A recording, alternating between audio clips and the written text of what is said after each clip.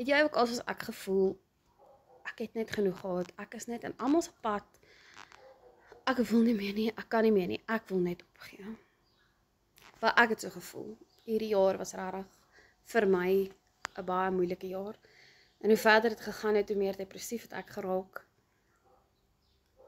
Ek is eintlik 'n gekwalifiseerde onderwyseres, en as jy onie is, weet jy, daar is nie 'n ding van stil sit nie. Jy is besig van vroegoggend tot laat aand en dan nog meer partykeer as jy moet, en jy doen net wat jy moet, en daar's altyd, jy weet, 'n fondsinsameling of 'n konsert, of jy weet, iets wat jou laat nagte wakker hou, en skielik is daar niks. En hier sit ek. Meeste van die dae kan ek omtrent nie eers loop nie. Ek kan nie kos maak nie, ek kan niks doen nie, ek is net te moeg en uitgeput, en ag ja, ek voel so jammer vir my familie, hulle werk hard, en dan kom hulle by die huis, en moet hulle my ook nog help met goed. En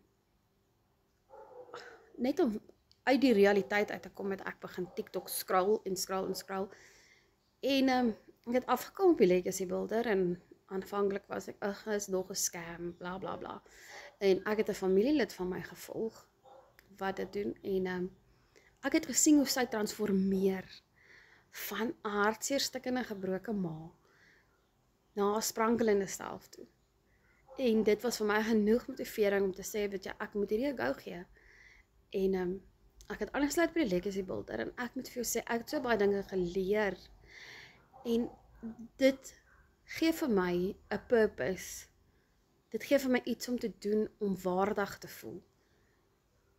Ek het nog nie 'n seil gemaak nie, maar ek het baie leads al gekry.